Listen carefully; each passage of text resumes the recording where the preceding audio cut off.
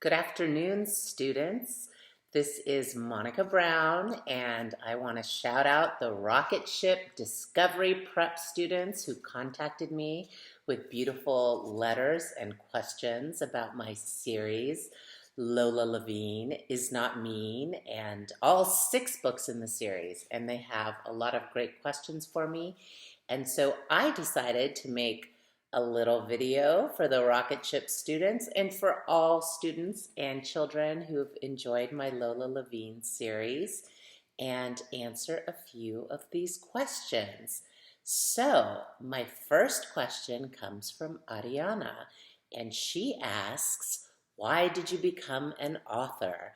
And I became an author and wanted to write books because I loved reading books. When I grew up, books were super important to me. When I was sad or when I was bored or when I was lonely, I could open up a book and just go on an amazing trip somewhere to a magic land with ghosts and fairies, or on a magic carpet ride, or I could learn something new, get to know a story about animals and wonderful places. And so they were really important to me when I was young, and as I got older, they were even more important.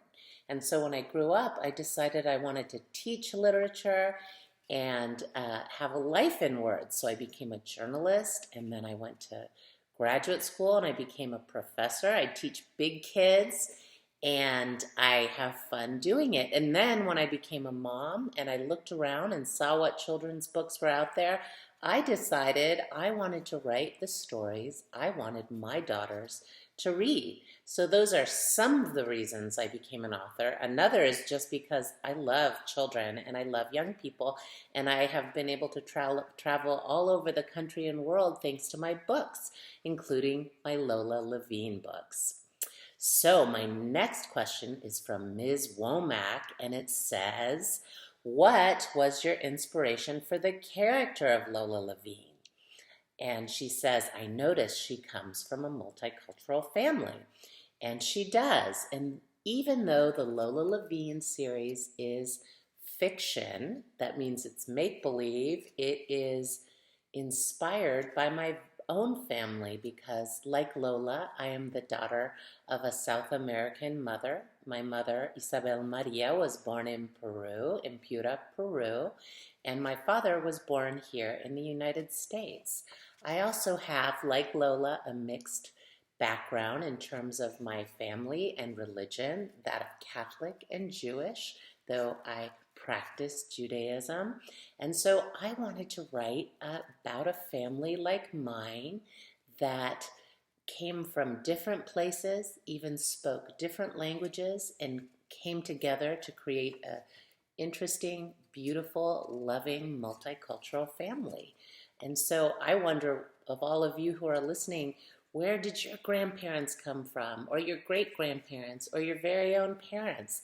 What languages do you speak?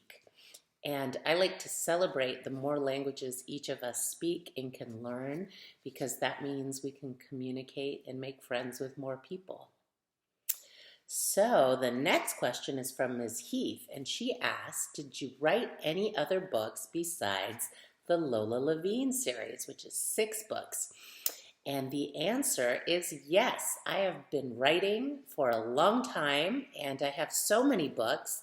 A lot of them are picture books, which I have a few I want to share. One I thought would be especially interesting to you because it's about another little girl who's multi-ethnic, and her name is Marisol McDonald. And the first book in that picture book series is Marisol McDonald Doesn't Match. Marisol McDonald no combina. And it's bilingual, which means there are 2 languages side by side on the page. And there are 3 books in this series. The first one, Marisol McDonald Doesn't Match, Marisol McDonald no combina. And then the second one is called Marisol McDonald and the Clash Bash, Marisol McDonald and Y la Fiesta Sin Igual. And then we get the story of Marisol McDonald and the Monster, and you'll have to find out about that.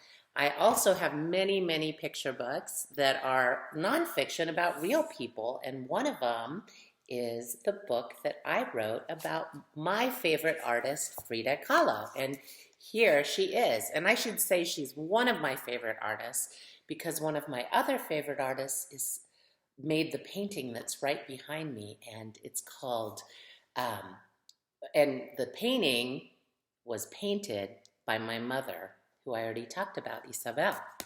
Okay, the next question is from Maya. Who is your favorite character in the Lola Levine series and why? Well, there's so many characters that I love. They came from my imagination, and I've wrote so many Lola books, 6, that I got to know so many characters, and I like them all. Lola is one of my favorite characters, of course, because she inspired the whole series, and also another favorite character would have to be her little brother, Ben, because he's a little mischievous, and he's funny. He's always telling jokes, and most of them are silly, but I like to be silly, and I really like to laugh. Therefore, I like Ben a whole lot. Okay, the next question, and it's a good one, is from Jasnor. And this question says, what inspired you to be a writer? Well, I sort of answered that when I said, why did I want to be an author?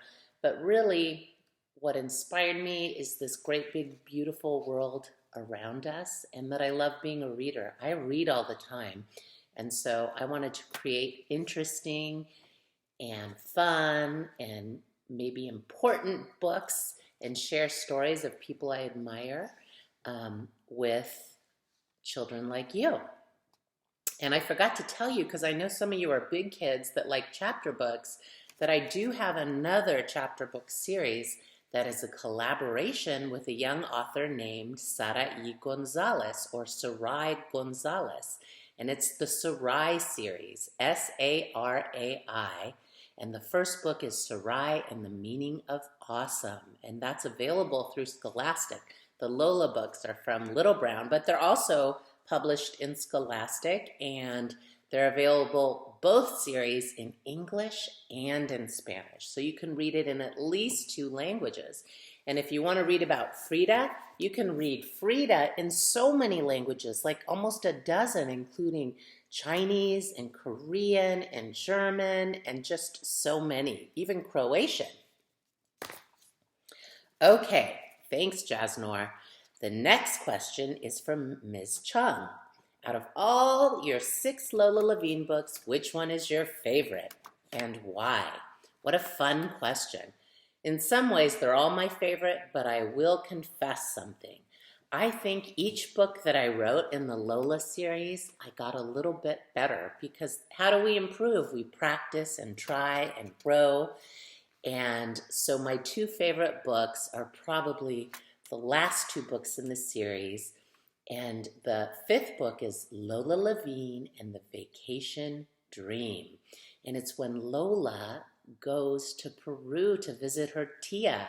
And we call our aunts in Spanish tías y tíos, our aunts and uncles. And when I was young, I would go back and forth to Peru to visit my tíos and my primos, my cousins, and I had such good experiences. And just like Lola, I went to Spanish school, or I went to school in Peru where everybody spoke Spanish with my cousin, Abby. And so I had some really interesting experiences there, so it was fun to let the Levine family go on a big adventure to the country that Lola's mom was born in, and have wonderful adventures and learn about some of the history of the Americas. And the Americas are North America, Central America, South America. And so I really had fun writing that book. And Lola gets to meet a llama, and what's not fun about that? And then the last book in the series, at least for now, is called Lola Levine and the Halloween Scream. And I really liked that book, because not only is it about a really fun holiday, though we learn about other different holidays from different cultures that time of the year.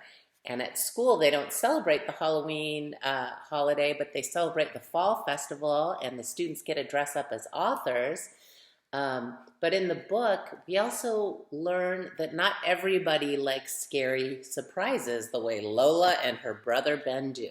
And Lola actually makes a mistake because she scares Bella, her really good friend, and it isn't funny at all. And so I liked writing about Lola making a mistake because we all make mistakes. And I liked thinking about how she felt and how she dealt with it and what happens when we hurt one of our friends by accident, not on purpose, but we still have to learn.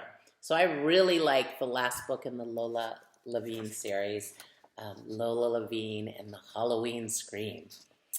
Okay, next question is from Eddie. How did you become such a good writer? Thank you, Eddie. And what advice could you give us kids to help us become better writers? Well, that's a great question. And if I had more time, I would tell you how long it takes me to write each book and how many drafts, because you would be surprised. And though I don't have teachers anymore, in a way I do, because I have my literary agent and I have my editors, and they give feedback and we go back and forth. And it's kind of like your teachers who share their feedback on your writing and you learn to revise. And so I always tell students that you know what you should do when you get a paper that has all sorts of suggestions from your teacher? Instead of being discouraged, you should say, thank you. Now I can learn and become a better writer. And maybe you'll decide to be a professional writer like me. So try hard, read a lot, write a lot, revise a lot, and listen to the people who have something to teach you. Okay, let's see. One more question, and it's about the illustrator. I love working with illustrators because I love art. My mom was an artist, and I've already told you about how much I love Frida Kahlo, the Mexican artist. And so it's very fun to write words that will be illustrated. Now, chapter books like the Lola Levine series only have a few illustrations, but they're still really important.